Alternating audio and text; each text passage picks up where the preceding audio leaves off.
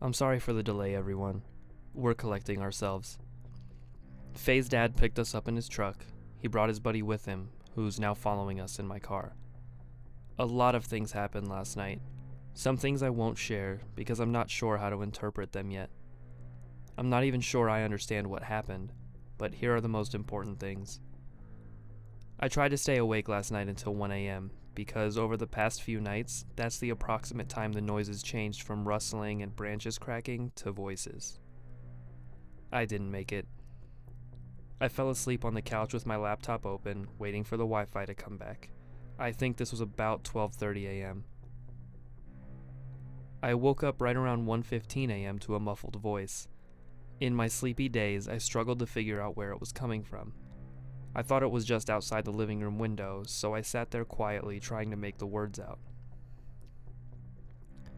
It was a woman's voice, and it said things like, "A few days. It's not mine. I'm not alone. Okay." I got up and peeked out the curtains and didn't see anyone, but then the voice said, "It's my parents' house," and I knew the voice was Faye's. As I mentioned earlier, my fiancé has an undiagnosed sleep disorder and has extensive sleep talk and sometimes sleep walks. She's had pronounced night terrors since she was a little kid. I'll post a story on that someday. I walked into the bedroom to find Faye, sleeping on her tummy as usual. She didn't say anything else as I came in. Two things really disturbed me about this situation, though. The first is that she appeared to be having a conversation with someone, which is actually quite common for her. But the person she was conversing with was interrogating her, asking her questions about herself, me, the cabin, etc. Second, in her sleep, Faye was imitating another voice. It wasn't hers that she was speaking with. She was altering the pitch and tone to sound like a different person. My MO is to not wake her up when she has sleep disturbances. There's a story behind this, expect one someday. Instead, I gently rub her back and hair, which calms her, and puts her back to a restful sleep. I did this for a few minutes, but then there was another noise, off in the distance outside. I got up and walked to the window to listen, and I think this was the first time that I really felt scared enough to feel like we were in real danger. It was a child singing in the dark. I couldn't really make out much of what he or she was saying, but I am certain that it was a child, probably age 6 to 8, trying to sing a song. The snow had abated for a while now, and the stars were notably bright, so I could see all the way to the rim of the forest, which is about 20 yards out. There was a figure standing there just past the first trees, back facing me, looking up at either the moon or the tops of the trees. It stood so still that I convinced myself it was a tree stump or something, and in a few minutes it was no longer visible. My skeptical nature compels me to be reasonable and say my eyes were playing tricks on me. When I turned around, Faye was sitting straight up in bed, eyes closed. She does this a lot in her sleep. She craned her neck and said something like, "Don't let them in," or "Don't let them inside." She was still doing the weird voice, so I woke her up. Faye and I sat in the bedroom with the lights on, talking about what we should do. I tried to get online to send an email to her parents, but of course, it doesn't work when you need it. We agreed to stay in the same room and try to fall back asleep. At one point, I got up to get her some water. She hadn't vomited in several hours now and was feeling a lot better. And out of the kitchen window, I saw flashes of pale light. They weren't like the flashes you'd see when someone walks through the woods with a flashlight. They were more like if someone had a lantern that they could slowly turn on and off. I flicked on the porch lights to the front and side of the house, hoping that it would discourage anyone from trying to approach. But as I walked back to the bedroom, I saw the distinct outline of a person through the window curtain in the living room. They were pressed against the glass with their hands on it, trying to peer inside. Since it was dark in the living room and bright outside, I could clearly see their silhouette. I shouted and approached the window, but the person ran off before I pulled the curtain open. Faye slept soundly, but I continued to hear voices outside. Different ones. On and off all night until dawn. I wrote several of them down. I couldn't sleep, so I camped out in the living room.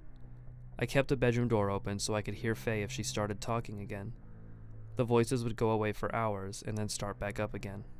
At one point I fell asleep, because I was awoken by the sound of a light switch flicking on and off. From the couch, I could see the light from outside going on and off in patterns of 5. I can't explain why this disturbed me so much, but it did. And I imagined some kind of horrible creature standing in my house somewhere, flipping the switch up and down and smiling. My first instinct was to check on Faye, and I nearly had a heart attack when I saw that she wasn't in bed. I started calling her name and pacing around the house, looking out the windows to see if she was outside. When I looked out the kitchen window, there she was, sitting on the hood of my car about 30 feet out in the driveway. Her back was to me, and she was staring off into the forest. She was absolutely rigid, just the way she sits up in bed when she's asleep. Faye has sleepwalked all over the house back home in California. I've found her in the kitchen and the downstairs hallway and the living room, but she's never gone outside. I shouted her name from the kitchen, but the second I did, Faye jumped off my car and dashed into the woods at a full sprint. She never looked back at me. I started flipping out and screaming her name over and over. I scrambled to grab my boots to go after her, but the second I pulled the front door open, Faye called out my name from behind. She was standing in the hall, looking confused, asking me what's wrong. Apparently, she had been in the bathroom. In my masculine crusade, I'd forgotten to check there. I looked out at my car and into the forest, and honestly, the first thought that came to my mind was, "You clever motherfucker." Needless to say, we stayed up the remaining few hours until dawn, intermittently writing down the voices we heard, which faded away and became less frequent with the passage of time. I'll try to get the recordings up in a few days. For now, here is that list of voices we heard. We recalled some of the voices from the previous nights from memory, but I just figured you'd like to know what was being said throughout the duration of this lovely cabin experience. I'll return to Colorado, but fuck Pikes Peak. This one was in a man's voice. It was vaguely familiar, but I couldn't put a face to it over those several nights. Hello? Oh God, look at it. Look! Hello? Don't! Don't! They see in the dark! I'm lost. I'm lost. Wachu, wachu, wachu. Wol my. It's very dark! I see those lights! I'll come down there! Don't smile. Don't smile. I see you. This one was in a woman's voice. It sounded around the age of 20, and this was during the last night. Lay it on the ground and burn it. La la la la la. La la la la la la la. She talks in her sleep. She's talking to me now. And this one was a child. It sounded about 6 to 8 years old, and I couldn't tell if it was a boy or a girl. This was also during the last night. Oh, sol me I do, why do I do? Eat, eat, eat. I am a vacant, naked soul, me I do. I'm not even sure if that was actually English, or if my mind is just forcing it to sound like it. It also said, when do we go inside? When do we go inside? And then I heard the voice of my mother a few nights ago. Stop! Look at the windows. Did you see it? And then there was the voice of what we think was Faye's grandfather, and that was also a few nights ago. Help! Please, somebody help me.